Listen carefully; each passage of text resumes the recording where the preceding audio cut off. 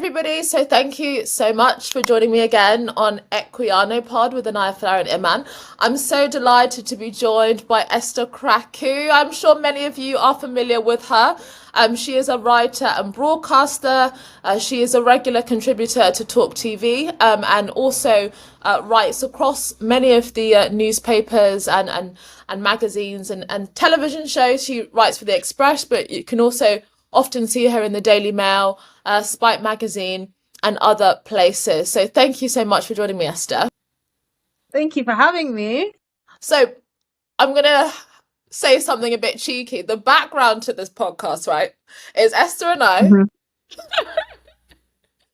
meant to go to a gig together. Ashake, I don't know if you lot know Ashake. He is a Afrobeats Nigerian artist. He mixes Afrobeats with this South African genre called Amapiano. Sold out gig in the O2 Arena. And what happened, Esther?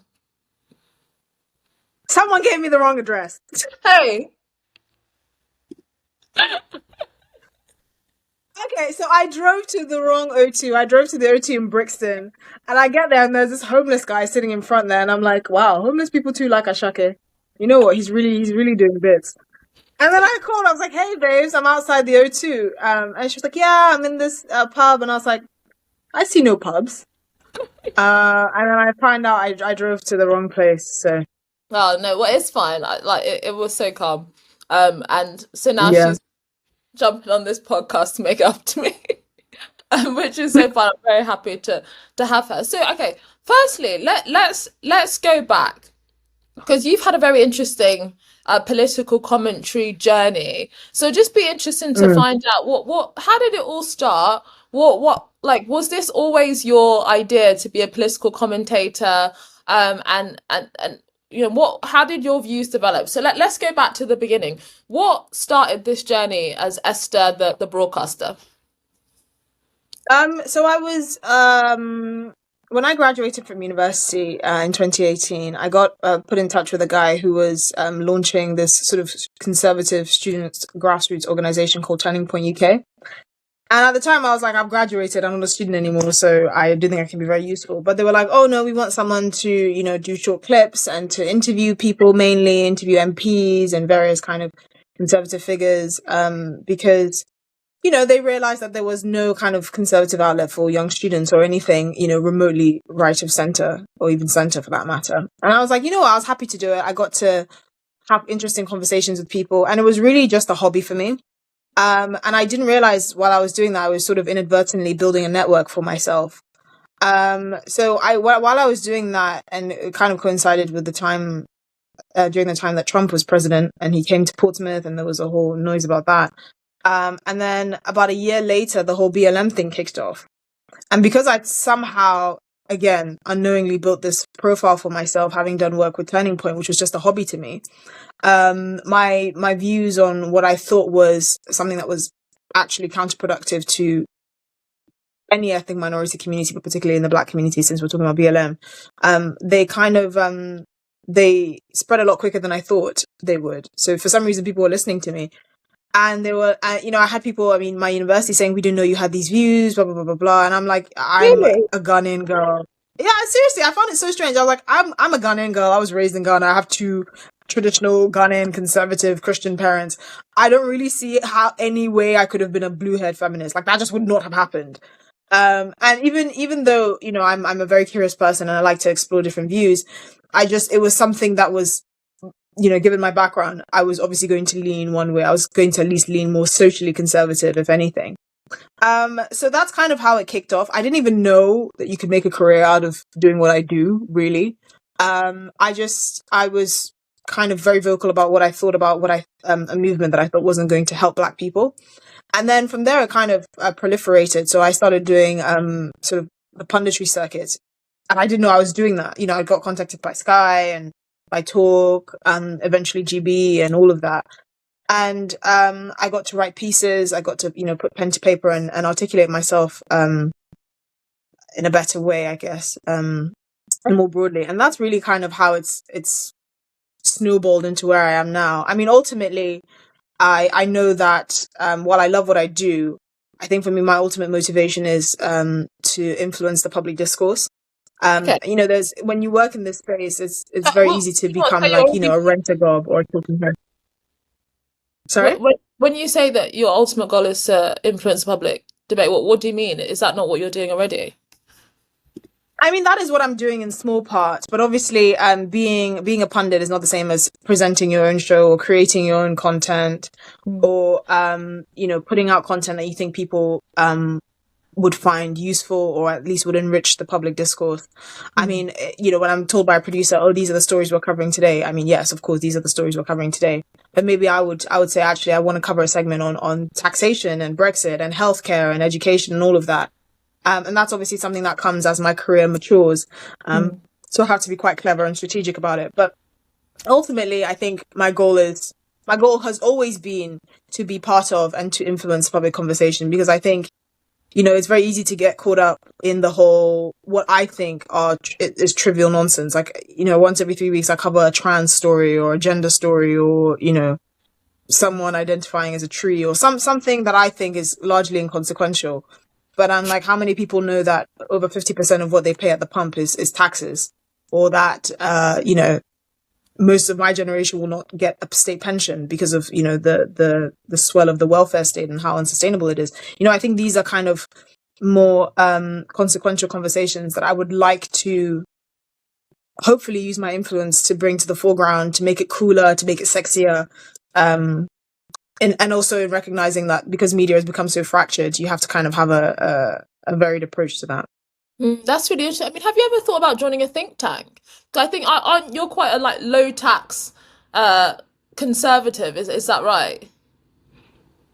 Yeah, I mean, I think I think I would say well, yeah, I do like low taxes, but I'm more of a practical conservative in the sense that I just think what areas should be in the public domain and what areas shouldn't. So what I mean by that is, I think we have gotten so used to the government getting involved in virtually every aspect of our lives that we never really reflect to think, actually, I don't need the government telling me that I can't, do this, or I can't do an extension on my house, or I got, I can't adopt this pet in this area, or just, just ridiculous red tape and regulation that seems so normal now. And I mean, I may be trivializing it with the examples I'm giving a little bit, but I genuinely think if we could get back to a conversation about what the government is, what the government is supposed to do, what are the core functions of the government, defense, law and order, and all of these things, and how has the government's role expanded, from that, core ideal, and is there a way we can pull back? Is there a way we can be more efficient in our spending? Is there a way that we can improve social mobility without feeling like, oh, actually, because you're a straight white male, you have this inherent privilege, even though, white boys are at the bottom of scholastic attainment in this country. So I mean, yeah, I mean, like joining a think tank and all of that, I would like to do that. I always say that the more work I do, the more doors open for me. So that could be one avenue that I could go down. But ultimately, I feel like I'm doing my job if I feel like I'm at least helping people have more consequential conversations. Well, I think that's really interesting. I mean, that's very much, I guess, why I wanted to have you on, because I think that when we think of, I mean, your origins are not what defines you, of course, but I think that it's really important for to show that ethnic minority men and women are not all just from one particular perspective on the political spectrum. Some of us Yeah. are Marxists, some of us are Thatcherites, some of us are, liberal centrists, and everything in between. And I guess it was interesting that you mentioned, in the beginning about growing up with Christian Ghanaian conservative parents. I mean, so what was that like? I mean, tell our listeners a little bit more about kind of how you were raised, and how that shaped the way that you think. I mean, I grew up in Ghana. I grew up outside the capital, and then I moved to Accra when I was like 6. And I'd always sort of grown up in a very kind of conservative, traditional family. And I was very aware that sort of the cultural values that they imparted on me were not negotiable, should I say? And in a sense that did feel quite restraining and restrictive, because it's like, oh, can I think outside the box? Can I question ideas? Can I explore these things? But it really gave me a solid foundation, because I think a sense of rootedness in a community is actually, it gives you such a leg up in life. Yes, you can explore different ideas and you can, be curious about different perspectives and all of that. But if you know who you are, you know where you come from, I think that it completely frees you from any insecurity, which I think many people are struggling with, lack of sense of rootedness and a sense of community. Anyway, so when I moved to the UK when I was 14, I really appreciated it, because I appreciated being around people from different countries with different perspectives. It was such an enriching experience. But what made it so enriching was the fact that I know who I am, and I'm getting to know you as a completely different individual with completely different experiences, and I get to acknowledge and cherish and appreciate your experiences while not giving up on my values and what I feel makes me a well-grounded person. And I think that that's probably what sparked my interest in politics and all of that, because I'm like, my God, it's a whole new world. But it wasn't scary or anything like that. It was, oh my gosh, I have a lot to learn from different people from different cultures. I mean, even now to this day, I say my closest friends are like, Pakistani, Kenyan, Japanese, Indian, Mexican. They're from all over the place. Because I really enjoyed having that sort of cultural awakening and getting to know people from different backgrounds. But that's kind of reinforced my conservative values in a sense, because I, for the longest time, I got the sense that people, particularly people in the university that I went to, equated conservative with like racist or xenophobic or all of these things. And I was like, that's not the case at all. I don't think. I think there is being a part of a community and being rooted in whether it's geographical location or in a sense of identity or culture, that doesn't have anything to do necessarily with the color of your skin or anything like that. It has to do with your value system and your beliefs, and you feeling like you have a sense of duty to people other than yourself.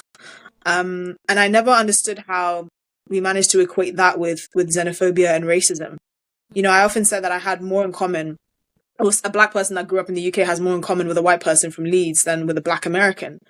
And I never understood why something like that was controversial, because, for instance, someone from Leeds will have at least a closer affinity to the monarchy, for instance, and to British identity and to British culture and to British values, as opposed to, me sharing the similar ideals with someone across the pond just because they have the same skin color as me. It was always so asinine and ridiculous. And so do your family, your British Ghanaian family, agree with you on your views on politics? Yeah, I mean, they're even more conservative than I am, I would say. It's a different generation. And, I this is another thing as well. I recognize that they grew up in a time where, racism was far more overt. Social mobility for people that look like them wasn't as feasible or plausible. And so I recognize that. So whenever I have conversations, they'll slip up and they'll just be like, oh, are you sure it's not because the person's racist or whatever? And to an extent, it's kind of like they've had to unlearn things, but also I get it because I understand their experience. But I think that I should be part of the generation that actively tries to change that. And it's why whenever I see kind of race baiting nonsense or really empty gesture politics that's kind of made to appeal to the lowest common denominator instead of actually having important conversations and trying to progress society, I really push back against it, because I'm like, you're tearing down decades of hard work. People that experience racism, the Trevor Phillips generation and all of that, you should want them to be proud of how far we've come. And if you're stoking the fires of social division, you're disgracing, one, their legacy, but you're also disgracing what they had to go through to get us to this point. Do you think, because it might not be, because it's always hard to judge when you're watching the mainstream media conversation, but do you think that in terms of the Black British community, the views you're expressing and the wider group of people in public life that are critical of identity politics, do you think they are in the minority? Because I do think probably that we are still in a minority amongst ethnic minority people. What do you think? I don't think we are in the minority in particular, because I often say that ethnic minorities in this country are some of the most socially conservative pockets in society. Genuinely. And it is that way because of the values that are passed down from first generation and second generation immigrants, and understanding, where they came from, the values that they came with, the values that they've seen have stood the test of time, like family and community and duty and all of that. But the reason why we don't get the sense is because we don't have open dialogue about it. I mean, one of my good friends, Iman Aiton, who is one of the founders of sort of the BLM activism group in the UK, we have such interesting and lengthy conversations, and there's so many things that we see eye to eye on. But you will never know that. You would never get that sense, because you just think, oh, there's the BLM girl, there's the anti-BLM girl, they're going to go at it like cats and dogs. And it's the same thing with, and I'm not saying this is entirely on the media, but there is an element here, because there is an element of kind of contrarianism and entertainment, like, left versus right, pro versus con and all of that. And I'm just like, you do realize George Galloway and Nigel Farage are on their sixth pint in that pub across the road, right? Yeah. And you don't get to see this because, you always get this adversarial nature presented to you in the media, because, it's trying to find that balance between entertainment and, education, but sensationalism and keeping eyes. And because, the media has become so fragmented, outlets are increasingly chasing fewer and fewer eyes, because people have TikTok and they have BBC and they have Sky and they have YouTube and they have Spotify podcasts and they have all of these things. Their attention can be shifted in so many different directions. So really, in order to succeed, you have to be across all platforms, and it can be a challenge. But I also think it's a very welcome challenge, because you can reach far more people than you would have been able to in the past. Or if nothing else, you could build a brand for yourself that's based on some sort of reasonable authority. It's why I often say that, when you do get into kind of the media punditry space, you have to be careful to not feel like you have to have an opinion on everything. Yeah. Obviously on lighter topics, it's fine. That doesn't be inconsequential, but I think if you don't once know you about the war in feel the need Ukraine, to have an opinion on everything. Yeah, it's like, why do I need to talk about the war in Ukraine? Like, I couldn't name 3 Ukrainian cities before the war started. I only knew Kiev and Odessa. Yeah. No, I think that's It's just, people. Yeah. yeah, but I wish people in my industry had a bit more humility. I often say, I can't talk about the war in Ukraine or sort of East Asian relations or anything like that, but I can talk about sub-Saharan African politics and history and all of that, because that's something I take a genuine interest in, and I've studied it fairly extensively. And so, I think everyone has a valuable voice, and I think it's about drawing the best of that and presenting it to people in a way that they can trust. And I think that's something that's getting more and more difficult. Yeah, no, I think that's very interesting. I mean, you mentioned Iman Aiton and the Black Lives Matter movement more broadly. I mean, do you think there was anything about the Black Lives Matter movement, particularly its explosion in 2020, that you felt was true, was accurate, was useful? I mean, I remember I hosted a conference for my friend Rakib, I think when it started, I think a few months after it really got going.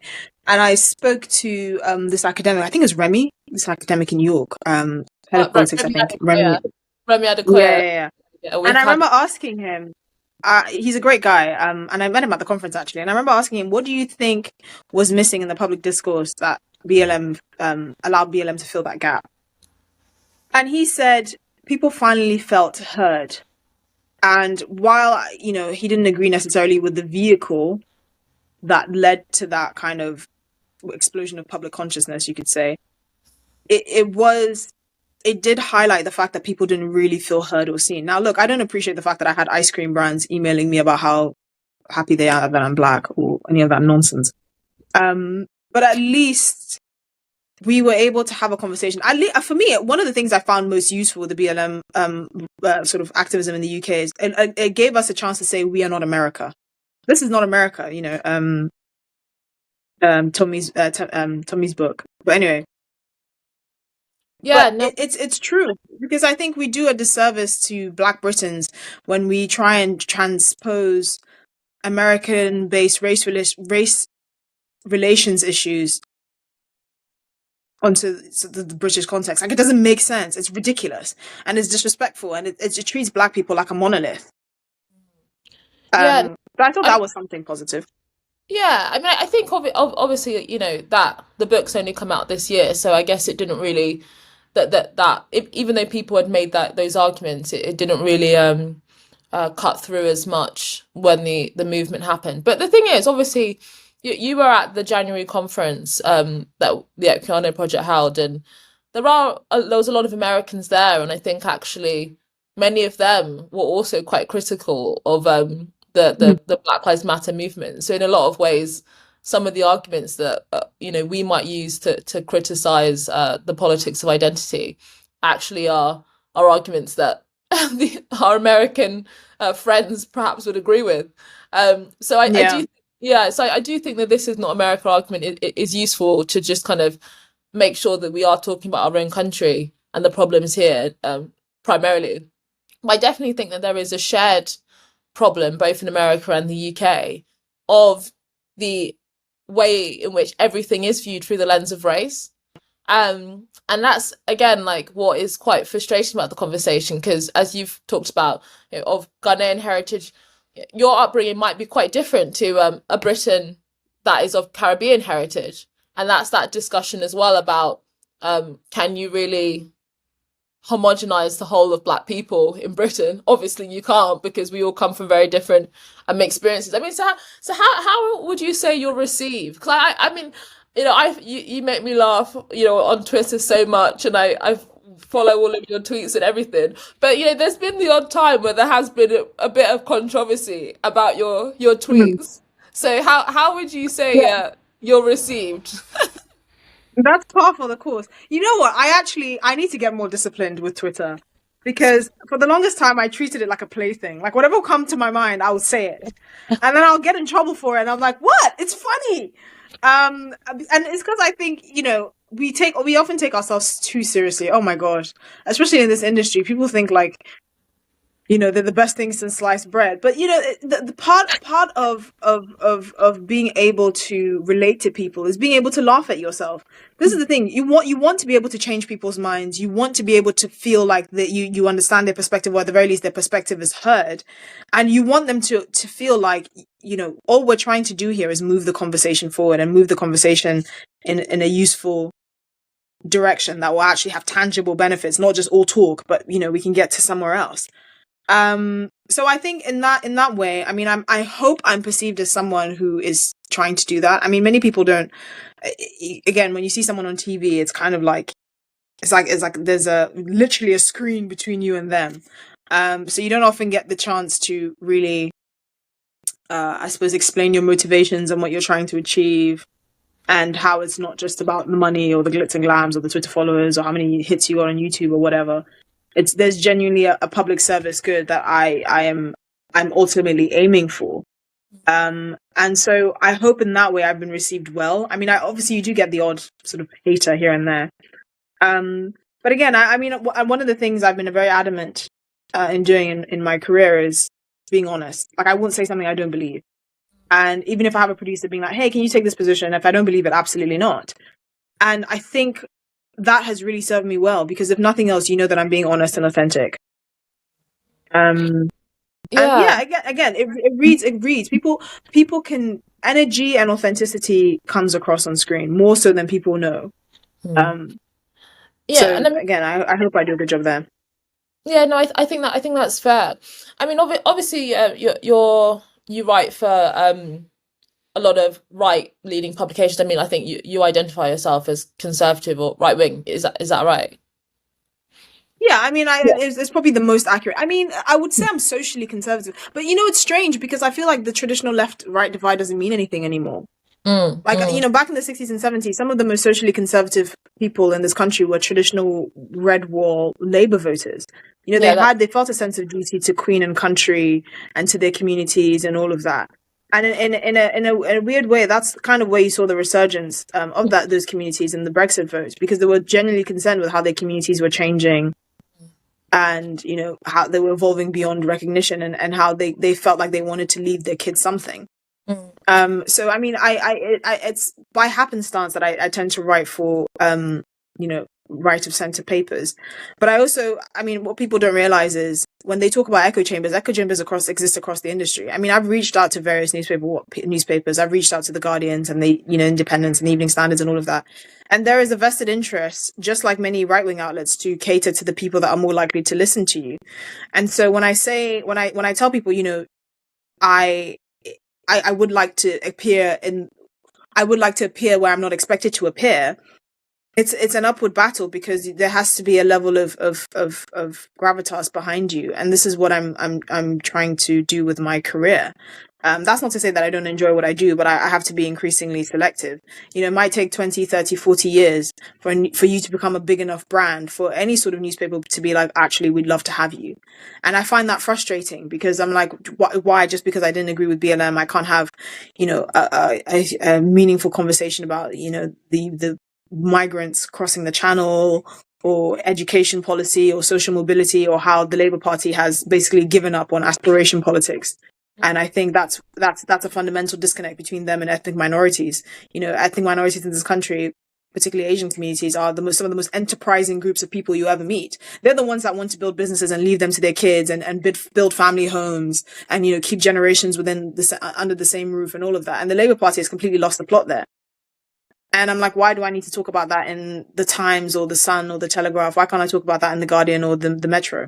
So, no, I think that's yeah. No, I think that it is a very uphill struggle for a lot of people that are critical of a lot of the cultural narratives at the moment, that it does just pigeonhole people as right wing. And I mean, I find that myself as well, where I class myself as probably quite liberal. In a lot of ways, conservative in other ways, but I think probably quite liberal. And trying to, I think generally speaking, it's been fine for me, but there's definitely times I'm like, I feel that I would have really great conversations and be able to write very interesting, thought-provoking things in a wider range of publications. And we do have a very polarized media outlet at the moment. But on that question about you being who you speak to and where you speak, I mean, do you do much in terms of perhaps predominantly Black audiences? Because I think that's another interesting one. I mean, I've been on that Channel 4 program a couple of times, Unapologetic. I don't know if you did you I've do been that? on it before as well. Yeah, I think I did it about 3 or 4 times. I mean, so in terms of how you're received amongst Black folk, mainly the kind of pop culture Black folk, I mean, do you have much experience of that at all? What are your thoughts there? I tend to be like, other than the odd person, I tend to be received quite well, actually. Some of them have been some of the most, the kindest and warmest people I've met, during my journey. I think the only people that genuinely, like, vehemently abuse me are Black Americans on Twitter. But again, Really? that's because, How does that seriously, happen? that's because they don't know that the flag in my bio is the British flag. I don't know why they think I'm from like Cincinnati or something. Anyway, but and because the thing is, a lot of what I say is true. Like, no immigrant is going to leave their country to go to a different country to want their kid to struggle, or to not have a better life, or to not aspire to something better, right? Black communities in this country are, and Black and Asian communities in this country are some of the most socially conservative, pockets in this country, and it's the truth. If you talk about the people that are more likely to bring in their aging mothers and fathers and mothers-in-law and fathers-in-law, it tends to be South Asian and Black communities. You hardly see that in English communities. And I say this as someone who used to do care work, and I used to mainly care for elderly white people. I'm not just pulling this out of my ears. It's the truth. And I think once I'm given an adequate amount of time to articulate myself, I find a lot of people either agree with me, or they find what I'm saying funny, or they see where I'm coming from. I'm like, what possible motivation will I have just to be hostile to people, or to be, deliberately controversial? I mean, what does that do for me? I go home with a headache because I'm just seeing all these hostile comments online. That doesn't do anything for me. I don't benefit from it. I mean, ultimately, Iman and I were saying this, if we want to have a conversation about the progression of any group, for instance, you can't censor people you disagree with, because you may be censoring the solution. And So I don't understand. Yeah, sorry. No, no, no. I was just gonna say, I mean, do you identify strongly with the quote unquote black community? Like, is that something that comes into your head? Because I know that there's other black conservatives who, that might just they will say, I'm an individual, I'm British, that's my primary kind of identity. But would you say that you feel an affinity to whatever the black community is? I feel an affinity more broadly. Well, first of all, I'm Ghanaian first and foremost. So, culturally speaking, I have very West African values. So that probably is the top of the totem pole. But I mostly identify with just being British. I mean, obviously, there's some jokes you can have, for instance, when you meet like, Black British Nigerians or Ugandans or whatever, that you can't necessarily have with some white guy from Kent. But that's really not. That's a very minor point, right? It's not a big deal at all to me. I mean, we can still have this. We can still laugh about different things. For me, that's largely inconsequential. But I remember I had a conversation, like a similar conversation with one of my best friends who's she's Muslim. She grew up in Ghana like I did, but she lives in the US.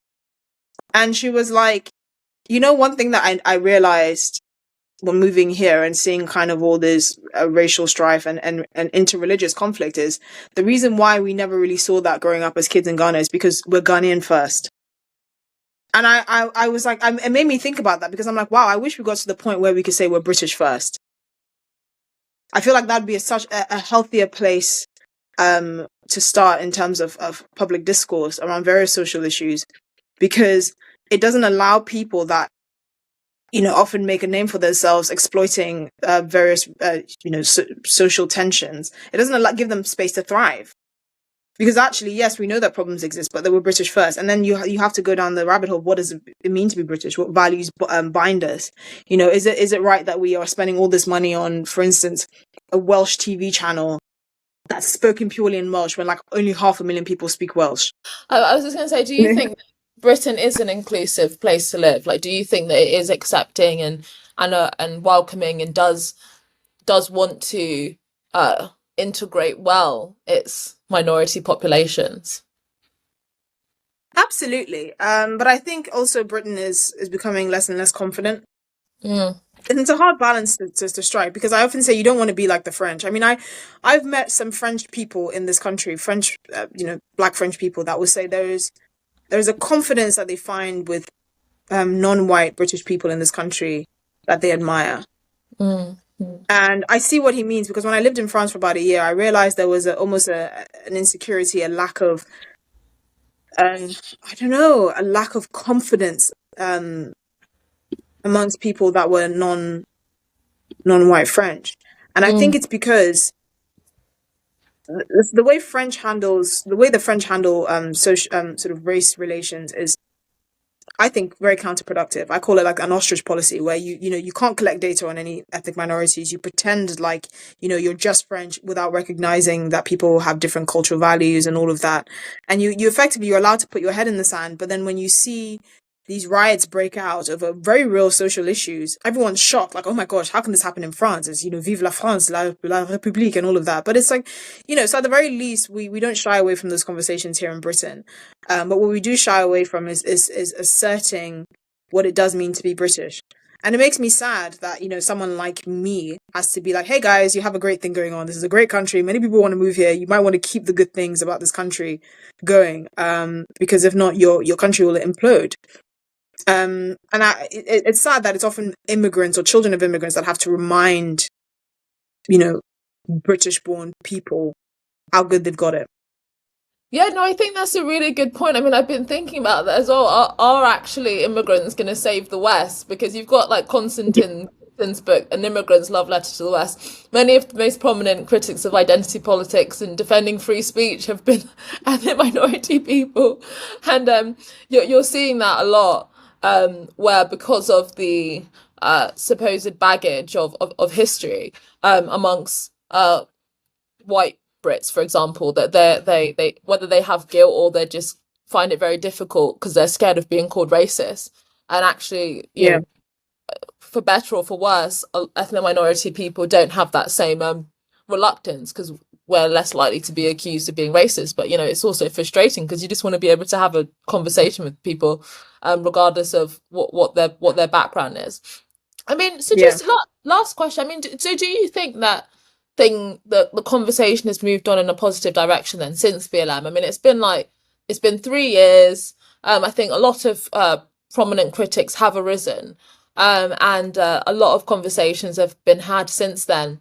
But because I sometimes worry. I mean, you know, every time I think that things are moving forward and we're actually coming to a much more nuanced and sophisticated place in the discussion, then you have the situation as we've seen in the last couple of weeks with the Lucy Letby case, where you've had all of these activists making extraordinary claims, saying it's because this wouldn't have happened if Lucy was an ethnic minority person. I'm like, on what basis are you making that claim? I mean, I don't know 100%, but that's a completely fact-free claim. It's also quite tone deaf. Like, I mean, that's the last thing a parent of a murdered baby wants to hear. It's completely tone deaf. I mean, I think the people that said that in the aftermath of, you know, the right after she got convicted, I was just thinking, you couldn't wait a week. And I was like, even if your argument is, you know, social prejudice would have likely played a greater role in bringing someone who had a different skin color to Lucy Letby to light quicker. If that's the contention you're making based on data about sort of how more likely that doctors of ethnic minority heritage are more likely to be reported for misdemeanors or whatever, you know, even if we're going to go down that route, that's still a very, very loose connection. In the case of Lucy Letby, I would say specifically, it was more of a profile. So I would say you have to take the whole profile and analyze it in its entirety, as opposed to saying it's because she was white. Well, also it's because she was young, she was soft-spoken, she was the only child of two very loving, doting parents. She grew up in bloody Hereford. How many criminals from Hereford do we know, let alone serial killers? I mean, like, she was the first in her family to go to university. She was the poster child, quite literally, on the hospital. Like, she fundraised for them, and she was a poster. She was on a poster in the hospital. I mean, there's so many factors. You know, a lot of the staff had trust in her. Many of the staff who were ethnic minorities themselves, you know, they developed a bond with her. I mean, it's so complicated and so nuanced. I thought, wow. But in terms of like whether I think the public conversation has gotten healthier, I mean, yes, I'm strangely optimistic. I do think there's a lot of more work to be done, and I think that work starts from us recognizing that traditional left-right divides have really broken down largely. And on the one hand, I feel sorry for, you know, traditional working class Labour voters, because their whole movement has been hijacked by a bunch of champagne socialists in North London. And on the other hand, I feel sorry for quote unquote centre-right individuals who tend to be kind of older and more affluent parts of Southern England, because now they're called racist because, you know, they don't appreciate the fact that since 2018, the population of Solihull, which is the number of migrants who have come across the channel, is equal to the population of Solihull, right? And they're called racist for not appreciating that, right? So, I mean, it's important to try and bridge those gaps. I don't know how to do it, and I think if you really wanted to do it, it's a mammoth task, because you have to be across everywhere. You have to be on TikTok, and you have to be on YouTube, and you have to be on linear TV, and, you know, every 15 minutes you're going on an ad, and you have to fight for you know, TV space, and you have to, you know, be talking to your network about whether they can get you to present a show, and then you're like, you know, there's the office politics of, oh, this person got a breakfast show, but they don't have these good numbers, and it's like, okay, is the quality of your show based on numbers? Well, actually, if you want to get advertisers, yes, it is. It's all very difficult, and, you know, the sad thing is, this is what the BBC was meant to be. The BBC was meant to be the one institution that had a role to educate and inform, and to a lesser extent entertain the public, and want to play that you want to play that public role, right? That's what its job was. It wasn't supposed to get caught in sensationalist hype or to try and chase viewers, or it was supposed to be impartial, and it was supposed to be where we got good quality news from, and it was supposed to be where we could take a break from all the sensationalist hype.